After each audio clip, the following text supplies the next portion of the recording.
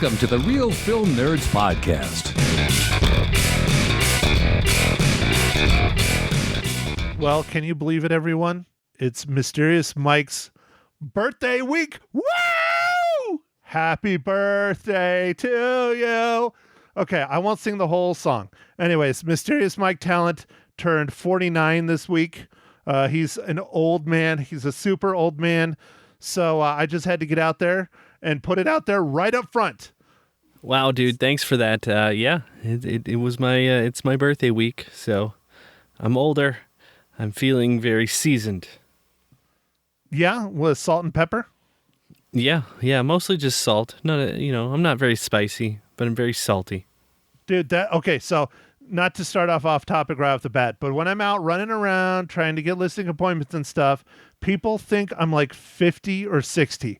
I know I lived a hard life, but the problem that's fucking me over is that I have a lot of gray hair and I have a really gray beard. I am not that old, but I get it all the time. I think I might have to start dyeing my hair because this is fucking ludicrous. Yeah, dude, you're gonna go just for men, like in your beard, get rid of that gray. Touch of gray. That's what I'm thinking. Touch of gray. Touch gray, yes. Yeah, I'm thinking that, honestly, because if I shaved my beard off, everyone would be like, oh my God, you look like a 20-year-old. But because I like the beard, and certain people in my life like the beard, and I'm lazy, I'm going to keep it, but I think I should start dyeing it. Anyways, all right, Mike, I'll get on with the show. I know you are limited on time because it is your birthday celebration week. You need to hurry up and get to the hookers and blow. So, Mike, Real Film Nerds episode number 315. It was your pick last week. I kind of pushed you in this direction. I don't care. I think it was worth it. We're watching a film, an Academy Award-winning film, RRR. Mike, why don't you go ahead and give us the rundown? Okay, I'm apologizing in advance for how badly I'm going to butcher everybody's name. This is an Indian movie, and there's lots of Indian stars, and their names, I'm sure I'm just going to mess it all up. So, with that said, RRR, or Rise, Roar, Revolt, was directed by S.S. Rajamouli. It was written by Vijandra Parsad, S.S. Rajamouli, C. Madhav Burra, and Madan Karki. And this movie is starring N.T. Rama Rao Jr., Ram Charan, A.J. Devan, Ali Bhatt, Olivia Morris, Shira San, and Ray Stevenson, and Allison Doody. That's totally Doody. Her last name is Doody. All right. And this is a fictitious story about two legendary revolutionaries and their journey away from home before they started fighting for their country in the 1920s. All right, Mike. So, RRR is one very, very long film. 3 hours and 7 minutes. It's insane. Yeah, it's insane, but it has a lot of story to cover, and it covers a lot of it quickly. Like, sometimes, I don't know, like, I don't know if this is an Indian type style or if it's just this movie, but, like, sometimes it was very, very quick. It was like, just show the thing, cut, show the next thing, cut, and then other times it was a little bit more drawn out. So, I mean, I don't want to spoil it quite yet, Matt.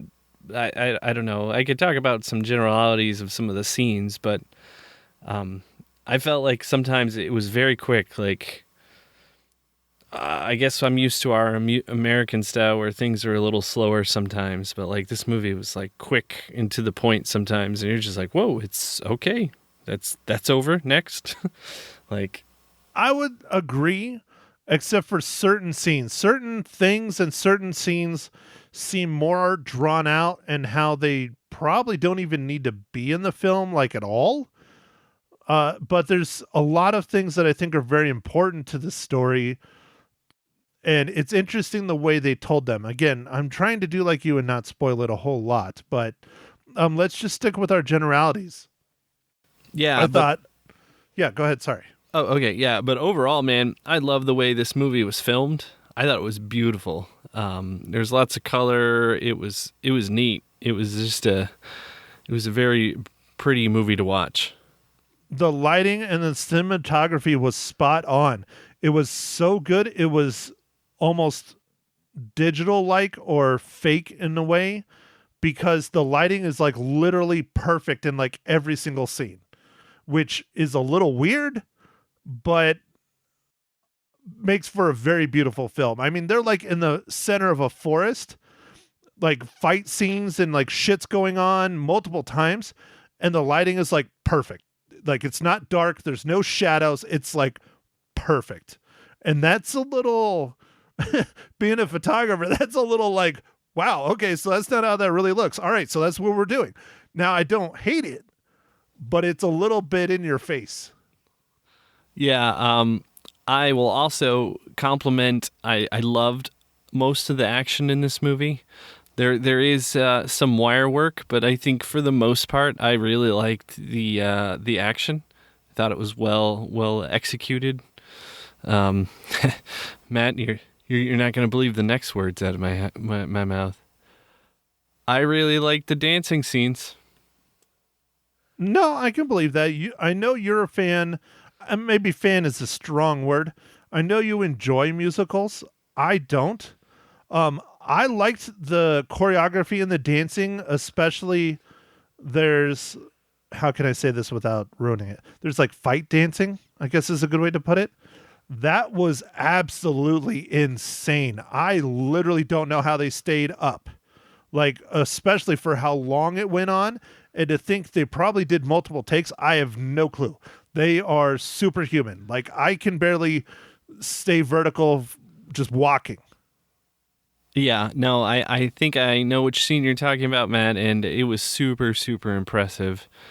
Yeah, so I was, I didn't really know what we were getting into with this movie, and I was pleasantly surprised. I will say one thing that was a little interesting with the start of this movie. You can stream this movie for our listeners on Netflix currently, and that's how I watched it. And at the beginning, it has like a big warning about how this is fictional characters, although it's like real events, and they are real characters, but like what happens in the movie, it's like a reimagining of history. And then it talked about the animals in the movie there's no animals harmed. That was interesting.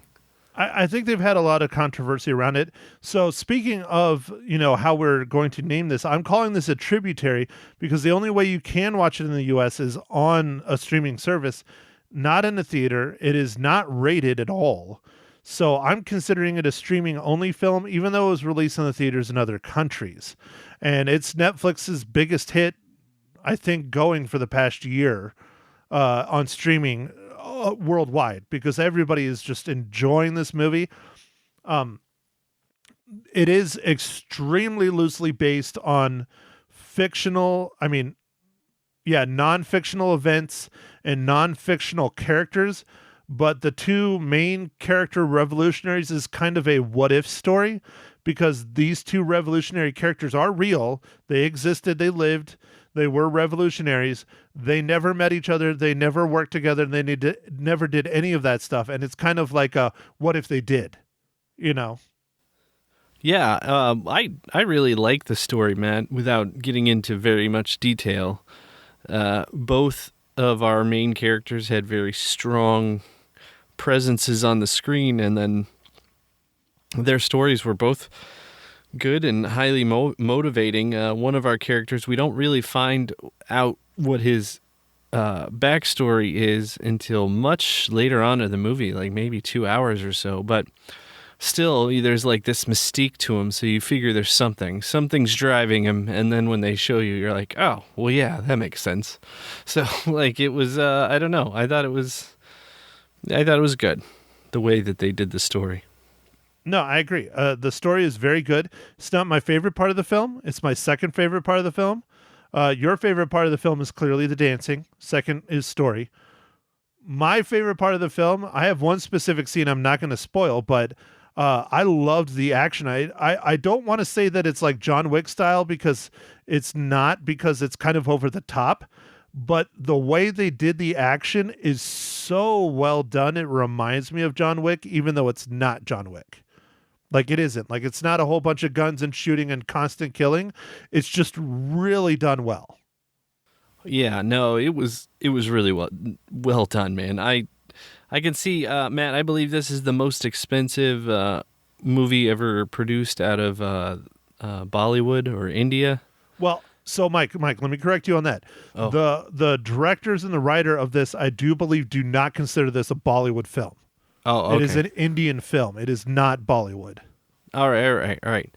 Okay, but I think it was the most expensive movie that they've ever produced out of India, like for like a budget, and it's awesome.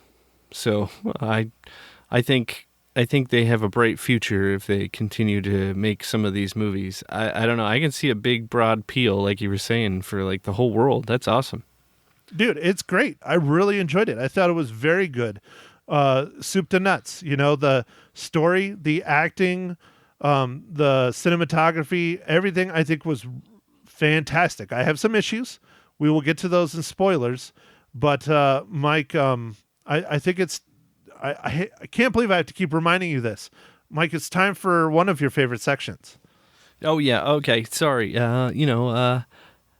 I was just eager to talk about the movie but not spoil it. But now it's time to move towards spoilers. So, Matt, what are you drinking this fine morning, evening, afternoon? Mike,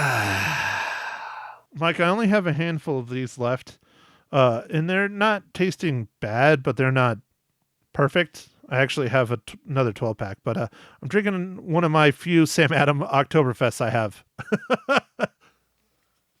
Okay. That's cool, man. Soon you'll be able to get some more. I think they come out in, June now? I wish. No, if I'm lucky, they come out late August. I was just joshing you.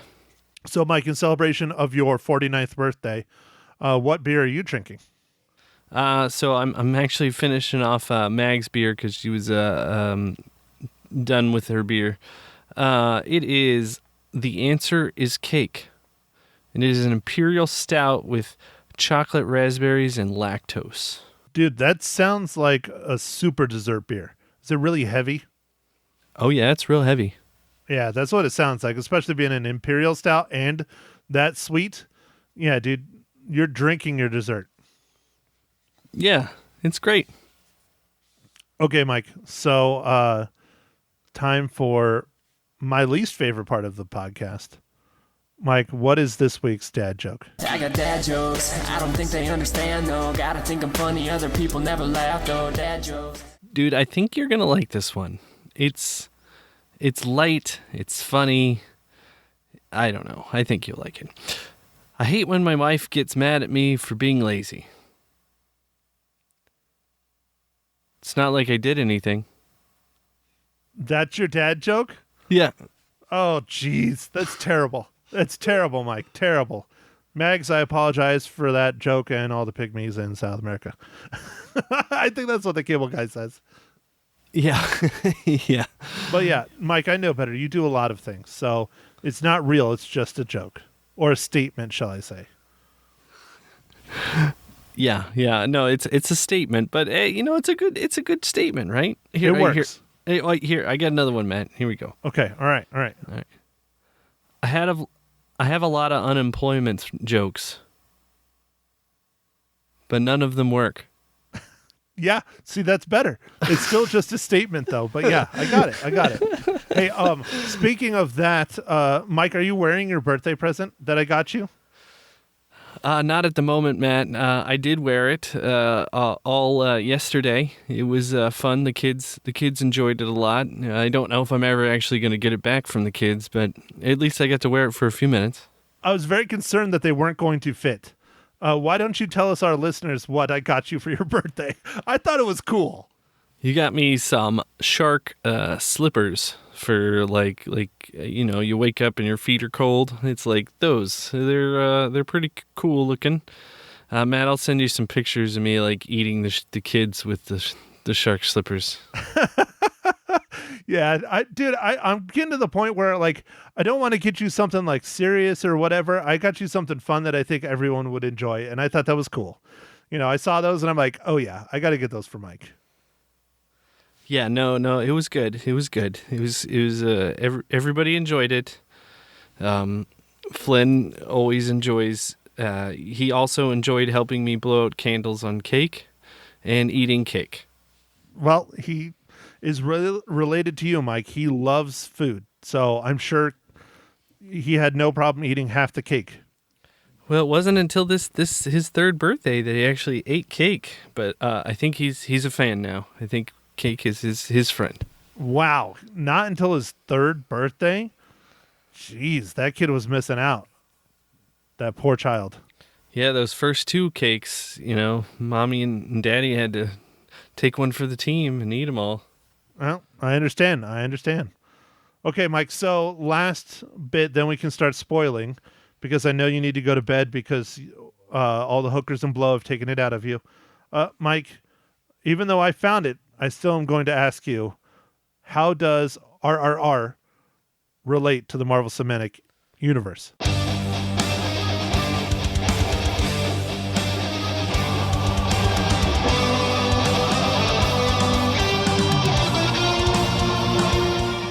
All right, Matt. Thanks for asking. I thought it would be a tough one for this one, but it was actually not terrible. Matt did find this one. It is Ray Stevenson, which was our main protagonist in this movie. He was in the movie Thor, Dark World, Thor, Dark World, yeah. And I think it was in Ragnarok for like a split second. Yeah, he's in Thor Ragnarok and he played Volstagg, which is the guy with like the red hair, red beard, and doesn't even look like the character in this. The character he played in RRR. Yeah. He's a very well-known actor who's also in The Other Guys and a bunch of other stuff. And yeah, they had a couple of really big names in this film. So, okay, so that means we now can spoil it. If you want to not have RRR spoiled, now is the time to turn off the podcast. If you don't care, then keep listening. Mike, I will let you go first because I'm a gentleman, so ladies first. All right. Well, Matt, thanks for that. I think I want to bring up, so like in the beginning of the movie, I felt like some of the stuff was super, super fast, but that like a lot of the cuts and like kind of what's happening, one of our main characters' sister gets taken by the evil British, and then that starts upon a lot of events, but there was this long like bromance montage that I thought was kind of funny with them like becoming friends, our two main characters. Dude, that shit was great. You didn't like it? You thought it was too long? No, I liked it. It was just funny that they spent so much time on that, because up until that point, I think it was like really, really fast, like cutscenes. Like even when they they rescued the kid from the bridge or whatever, the like that was in the water, and that was like how they met each other. Dude, that shit was amazing. That was such a good stunt. I'm sure it was not real at all, but I loved that action scene. That was so cool. But yes, I understand. I see what you're getting at. I think that it was really fast at the beginning, introducing us to the 3 R's and why the film is called what it is called. And then, yeah, they start slowing down a little bit.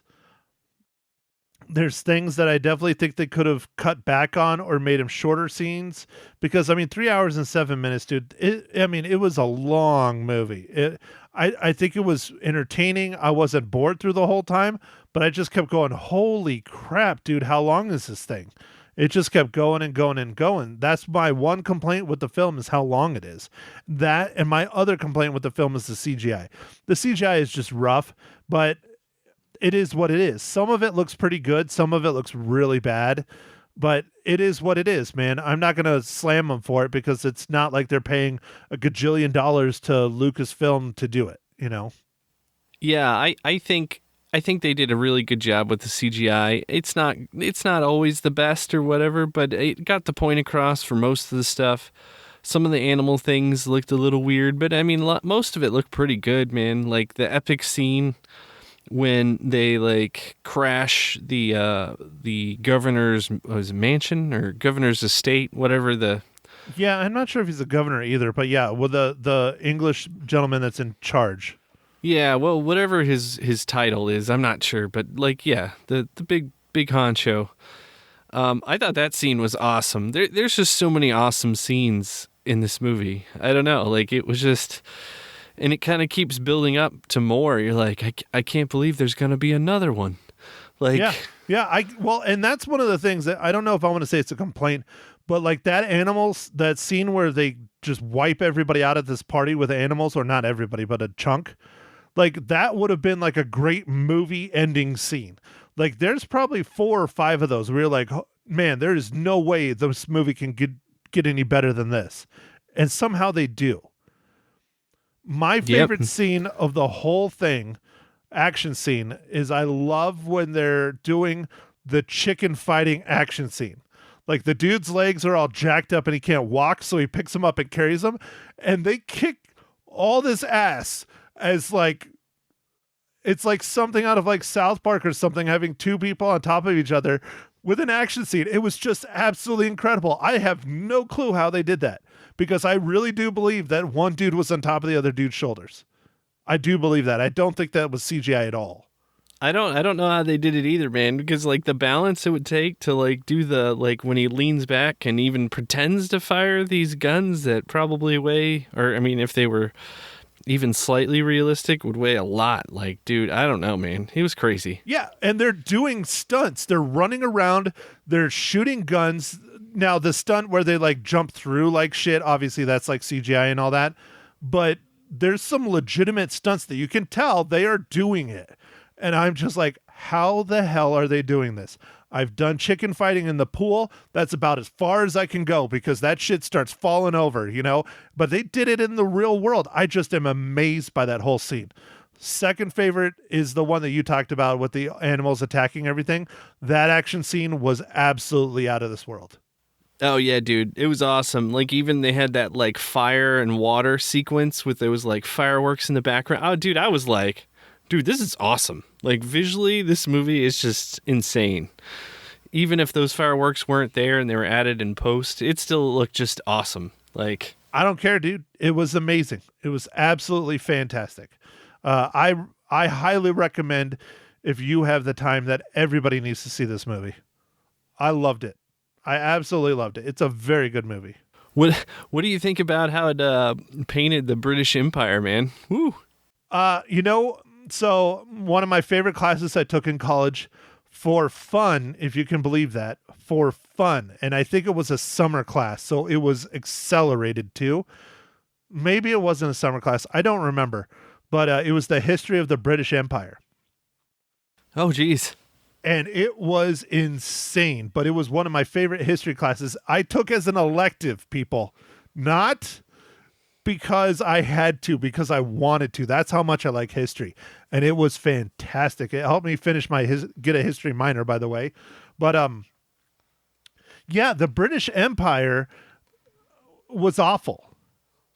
And I 100% believe that 90% of the shit the British people in this film portray probably really went down, because they didn't care. They were all about trying to control the world and running the world. And that's a fact. And the first real oppression to the British Empire was the American colonies. Everybody tried, but no one succeeded. The American colonies were really kind of the first ones that started pushing back hard against the British Empire. Wow. Okay, all right. I mean, it was just they paint them in such a negative light most of the movie, except for our one side character Jenny or whatever. Most of them seem very like gruff and I don't know. It's like nobody wants to be there or whatever, and they're all just I don't know, terrible to the Indian people. Well, I don't mean to make it sound bad, but I think that's very, very realistic. Now, as far as it being the time period, the 20s and the late 1800s, maybe not as gruff then, but when the British Empire was expanding and basically trying to run the world off this little island, yeah, dude, one way they got all this power was by being as gruff and intimidating as they were. The biggest reason why they grew so fast and grew so big is because they had a giant navy. Their navy and their ability to go places and get things and have things that everyone else didn't have and transport troops and whatever is what created the British Empire. Yeah, I mean, you'd have to have a giant navy from where they're located. Like, how would you get to all these places, man? Yeah, it's this tiny little island, but still they ended up running a bulk of the world at one point in time. Yeah, it's pretty incredible, man. Pretty incredible. I always thought that wherever there's Britain still has a lot of influence now, it's like, well, there was still money there. So it's like, yeah, they a lot of times they were going for resources or some sort of something is what made them stay in certain areas. I feel like there's a reason to stay, right? There was something that benefited the empire. Yeah, no, that's how all of colonialism was. That's what all of it was. India was mostly silks and the different herbs and the different spices and things. Everybody knows Vietnam was a French colony for a long time. Why the French wanted it was because of the rice export. That's historically what it is. The islands, that you and I went to vacation for. The reason why everyone was fighting all over those islands is because of the sugarcane and the bananas. Everybody absolutely, especially the British, they love their sugar, man. They love that shit. So of course they wanted that. Yeah. Yep. No, that makes sense. Can't make all those sweet pastries and things without the sugar. What do they have? Their biscuits or whatever? Their little biscuits, crumpets, all kinds of things. Crackers, what do they call them? Crackers are also considered cookies, and anyways, whatever.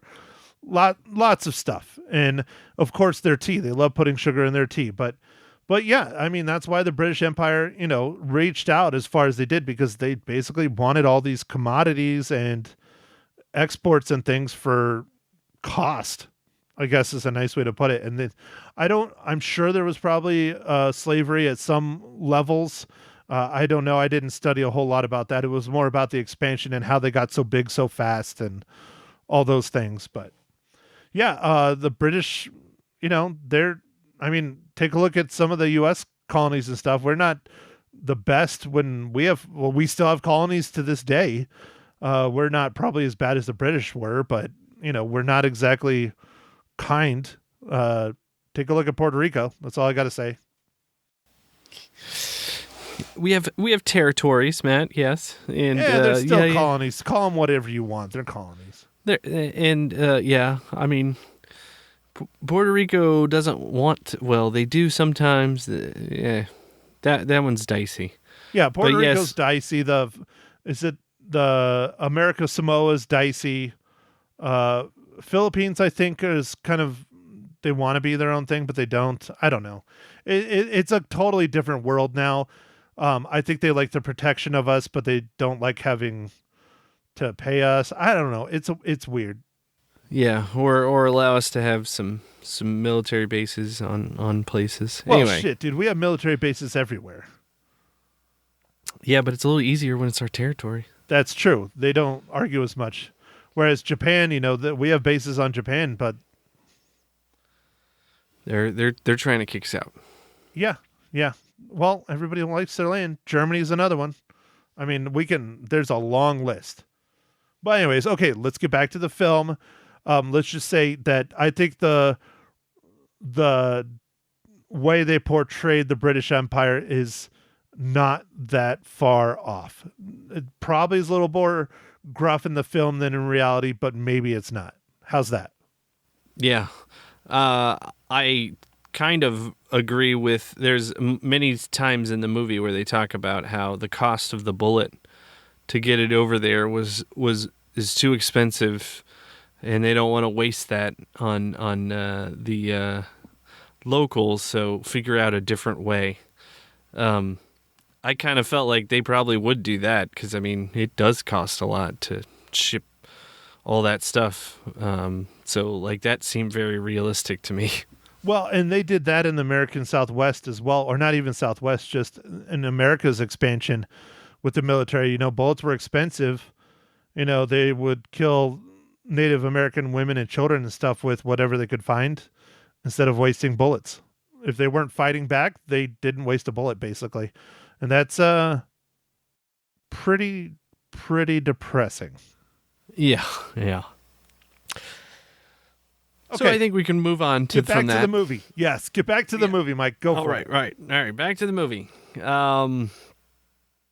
know, it was I even kind of like the romance scene between our one of our characters. I'm forgetting his name.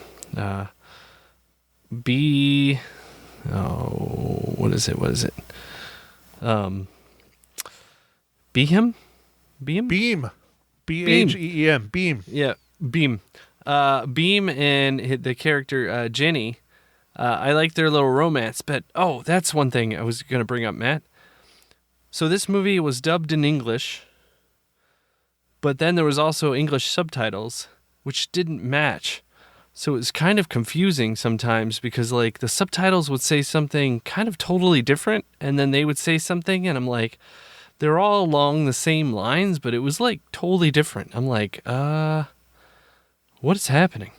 I understand what you're saying. I think what they might have done is they might have done the subtitles in normal, like, British English, and then when they dubbed it in American English, they did it based on our slang versus British's slang. That's the only thing I can come up with. I don't know, man. It was definitely different because it's like when you listen to it, it was like, I kind of like what they're saying in the dubbed versus what it said in, like, the subtitles. You're like, that said the same thing kind of, but it sounds better in the dubbed one. Like it was more descriptive, I guess. Yeah, well, there was some things in, like, the captions where it was saying like something. God, I'm trying to think of a good example. Like something like maybe like the king of the pack or something, or like the mightiest or something like that. And in like the captions, it would say like he's the best or something like that. It was really like 2 or 3 words when they use like a whole sentence in the actual dub.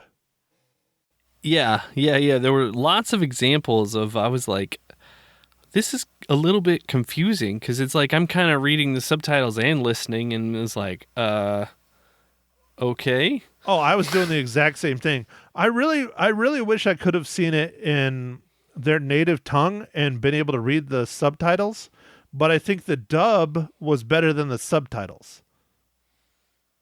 Yeah. I felt like the dub tried to stay closer to maybe our slang, or maybe just a better interpretation, like a fuller interpretation of how it would translate. I don't know. You know how a lot of things get lost in translation if you did like direct word for word? Like you might have to infer some things, like because of the way the languages are, that you'd be like, well, because he said it like this, it means like ferocious tiger instead of just tiger. Like, yeah, no, I agree. I 100% agree. And so that's why I kind of, I don't know. I'm not going to, I mean, maybe I'll watch it again someday, but, I do know they changed some things too. So in the theater, I was reading an article about this. In the theater, they actually had a break in between the film. They had like an intermission. So they took that out. They took a few things out. Oh, and there's something to do with the song, like the very ending song. Like, I don't think it was at the end, they put it somewhere else in the film, but they put it at the end for Americans as like kind of like a nice like tidying it up. I don't know. Oh yeah, talk about the song at the end. I mean, it was fine. I liked it, but I thought that was the end, and then the movie kind of continues a little longer, and then the characters are back into their like not shaved and like different like it was like I got a little confused. Like I guess the end songs just seemed kind of like an ending credits kind of like a party kind of like I don't know like saying goodbye to everybody who watched the movie, but then it wasn't quite over. Right, and I think that was something that Netflix did or the director redid for the benefit of Americans, but it just didn't work. Like I think if they just had the like played all the way to the end and then had that in the very end of it, like after the final scenes, I think that would have been fine. I don't know. It's just like it seemed a little too early. I mean, it's only like 2 more scenes, I think, but like it just seemed odd. Yeah, okay, so this is what it says here on IMDb. The Hindi version released on Netflix has some changes made to it. The title card mentioning Rise, Roar, Revolt has been translated to English. The intermission has been removed. The ending song and end credits are played separately, and the overall film is presented in an open matte format as opposed to the theatrical version. Oh, okay. So there you go, Mike. Good catch. It should have been playing during the credits, like you originally intended. All right. Well, that's how I would have liked it. So, anyways, all right, Mike. Well, I don't want to take up too much more of your time because, again, you need to rest and get ready for tomorrow. You know, you got more birthday celebrations tomorrow. Mike, how many reels do you give RRR? I'm going to give this one 4.5 reels. I really like this movie a lot. See, I was teetering back and forth if I wanted to do 4 or 4.5. I stuck with 4. Just the two things that I don't like. I don't like the length. The length is just insane. And then the CGI wasn't super great. I think the rest of the film was 100% on point. So I give it a 4. 4 out of 5. Okay, man. That's fine. So, yeah, this was a good pick that you steered me towards, Matt. What are we gonna working on next week? Is there some sort of assassin guy that just can't catch a break? So, all right, Mike. I need to put this out there. I am returning to the radio station with Lisa Live and Local. Although I don't think she's Lisa Live and Local anymore. It's Lisa Live. She started her new radio show on a new radio, and it is only talk radio. It is 1490 AM or 11 something FM. I don't remember, but it's KYCA. They're one of the oldest radio stations here in Prescott. They have a very cool Art Deco building, but I am going to be going in and talking with her every Friday morning instead of Monday now. Typically, the goal is to review a new film on Thursday night and get up early and go in there and be in there on Friday. So we're starting it out with a bang, literally, because this movie is, as Mike alluded to, one we've both been anticipating. I don't think as much as the second or the third film, but definitely still anticipating. We're going to go check out John Wick Chapter 4. Heck yeah, man. I'm excited. So if you want to listen to me on the radio, it's going to be Fridays now, 1490 AM here in Prescott. They do have a website, KYCA. This is the call numbers. Just look up KYCA Prescott and you will find it. But yeah, I'm going to try, and if I don't get to the theater on Thursday night, I'm going to watch all the trailers for the new movies and do my best to talk about those instead on Friday mornings. Seems like it might be a lot of homework on Thursdays going on from here on out, but we'll see how this goes. I'm going to give it a shot. If it doesn't work, I'll change the day. But right now, that's what's going on. So John Wick, Chapter 4. All right, man. John Wick, Chapter 4. Dude, that's fun that Lisa's back. It might be a little tough to do the Friday mornings, Matt, but everybody wants to start their Friday off early, right? Sure. Why not? But it's just, TGIF. I usually go to the theater late on Thursday, so trying to be in and ready to go early on Friday mornings is going to be tough. But I think it makes more sense than going in on Mondays because by then everybody's already seen the new releases. If I can go on a Thursday night for the new release and go talk about it on Friday morning, I think it'll hopefully boost our numbers or boost our listenership or something. I don't know. I'm trying, people. I'm trying. You know, Mike, he's too busy to try and promote. So, you know, I'm doing what I can. No, I think you're right, Matt. If there were people teetering on the edge of whether they should go see it in the theater or whatever, you might be able to swing them over to go see a movie or convince them to see a movie that they would have never wanted to see, like RRR. Yeah. I would have loved to have seen RRR in the theater, but I definitely would have wanted that intermission. Dude, me too, man. I would have had to go pee like no other. But yeah, this would have been amazing in the theater, man. This is a great movie. Yeah, it was really good. I really, really enjoyed it. I remember the last movie I saw with an intermission. Do you, Mike? I think it was The Hateful Eight. Hateful Eight had an intermission? I don't remember that. It did if you saw it in the theater on the projector, like the old school projector. Because he had the whatever. The 8mm? Oh.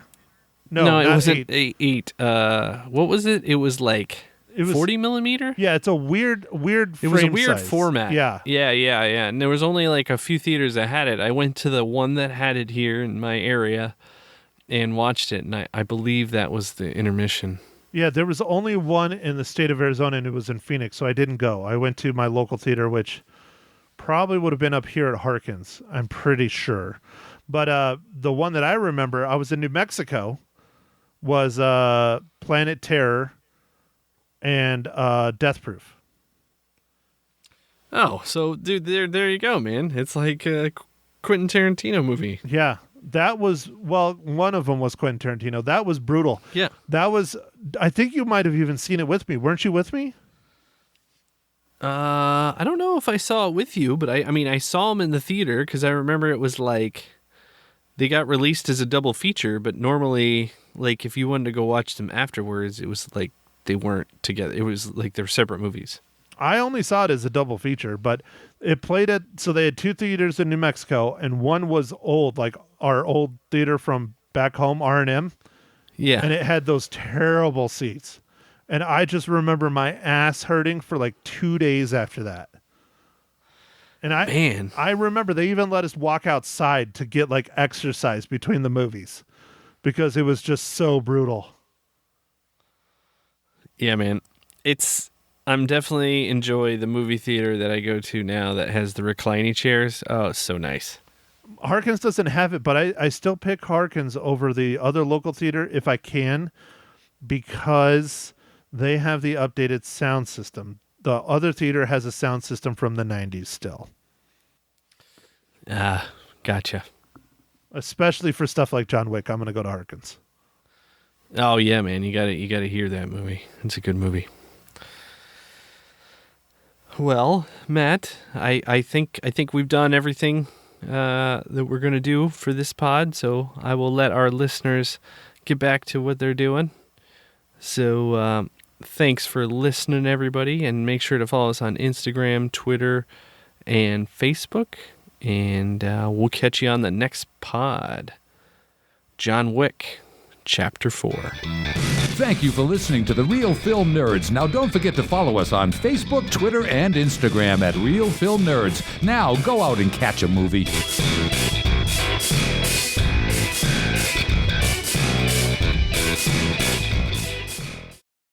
Well, hello, boys and girls, and welcome to another rousing episode of Ma Hinshaw Loses Her Cookies. I believe we are on episode number 6. Sace. That sounds about right. As you just heard, we are discussing RRR this week. I don't know what we said because we're recording Ma Hinshaw's segment first this week, so that's kind of weird. So maybe Mike liked it, maybe he didn't. Maybe I liked it, maybe I didn't. I don't know. We'll find out. But probably by the time you hear this, you've already found out. So joining me as always, my lovely, crazy, insane, sweet, tired mother, Ma Hinshaw. Hi, everyone. Ah, there you go. See, she does exist. Ma, you watched RRR on Netflix. Go ahead. What do you think of RRR? Yes, I watched all 3 hours of RRR. I liked it. I thought it was really interesting, beautiful, and I see why it won the Academy Award for the best music. I was. It didn't win for best music. It won for best song. Oh, best song. A singular song, not music, not sound. Song. Well, the song was great. Well, which one was it? Well, I don't know the name. Hell. You know, but very cool. Very, very cool. The music was something that young people would really like. And it was very intriguing because it would go from in the country to in the city to in the fancy castle place, and then it was really interesting, and I liked it. There. Okay, so that's all you have to add. It went from the country to the city, and so nothing else about it. You just liked the songs and the music and the dancing, and that it was 3 hours long. Oh no, the plot was very interesting, but if I say anything, I'll give stuff away, and I don't want to be a spoiler. What are you giving stuff away, Mom? It is a fictional tale that takes place in India in 1920s, loosely, extremely loosely based on India's fight for freedom from the British Empire. How is any of that a spoiler? Well, because you have the one fellow and... See, did I say anything about a one fellow or another fellow? Well, that's why I didn't want to say. Well, but I just gave the description of the film without spoiling it, didn't I? You did, but I can't. You could have done that too. This is why you're only allowed to bake and eat cookies. This is why even at the job where I have to pay to do a podcast. But you know, you follow two of the characters through many adventures, shall we say? Okay. There. I don't know if I would say it was many adventures, because it's all one story. It just takes a long period of time. They're fighting for one thing and one thing only, and that's their freedom. And they're trying to spur a revolution. That's it. It's one story. That's right. Yes, there are lots of different tales and things going on in said one story that slowly unravels like an onion as you go throughout the film. True. Well, that's why I didn't think about an onion. But anyhow, yeah. A cabbage? Okay. Sorry, folks, I do the best I can with what I am given. I did not choose who my mother was, but yet at least she still does come on the podcast and express her insane opinions. Anyway, I think it was a really good movie, and I just think the people who watched it in their own country really probably enjoyed it a lot. There. How much nudity was in it? No. Just bare chests. Did you enjoy that? Of course, I always do. Foul. You're foul. How dare you? That's it. True. No Jason Momoa, though, was it? Well, no. I will admit that, no. Did you find the young men attractive? Well, I always do. Mom? I dream of the good old days. Oops. All right, we're going to stop there. Thank you. So there's no nudity. There's just bare chesticles. Mm-hmm. And you enjoyed that? Mm-hmm. Okay. What else would you like to add about RRR? Should our 3 listeners take the time to watch a 3 hour and 7 minute movie on Netflix? Yes, I think they should. I think you'll enjoy it. It is long, lots of fighting battles, but it's still good, and you should watch it. There you go. Okay, well, what cookies are you making this week, Ma? Oatmeal raisin. No, that's what you made last week. You're making more, Oh. 2 in a row of oatmeal raisin. Yes, because I used a different recipe and it turned out better. So they don't taste as burnt. No, not as burnt. More raisins and nuts. Mom, I'm pretty sure you have enough nuts in your cookies. Oh, definitely. I load it with nuts. All right, so how many oatmeal raisin cookies do you give RRR? I will give it 4. 4 out of 5 cookies. Yes, Okay, so are you looking forward to next week's film? very much. What is next week's film? Okay, if I don't have... Oh, John Wick. John Wick There you Chapter go. 4. Oh, is it 4? Okay. Yes, Chapter 4. And we all know you love your boy Keanu Reeves. Yes, I do. So if you had to pick between Keanu Reeves and Jason Momoa, which one would you pick? Well, Momoa has a better build, I think. Well, because he's what, a giant like me, but he's actually muscle and not I'm trying to think of something descriptive that's not too bad. No, Storage. He's all muscle instead of storage. he's really all muscle. Absolutely. And he's tall, and I like tall men, you know. Yes, you do you know how tall he is? No? He is 6'4". Oh, my favorite height. Oh, Jesus. Very good. Well, there you go. This has turned into Ma Hinshaw Loves Jason Momoa, episode number 6. Episode 6. Thank you for everybody for tuning in to hear my mom oogle over Jason Momoa. Jesus, mother. Bye. Enjoy the movie.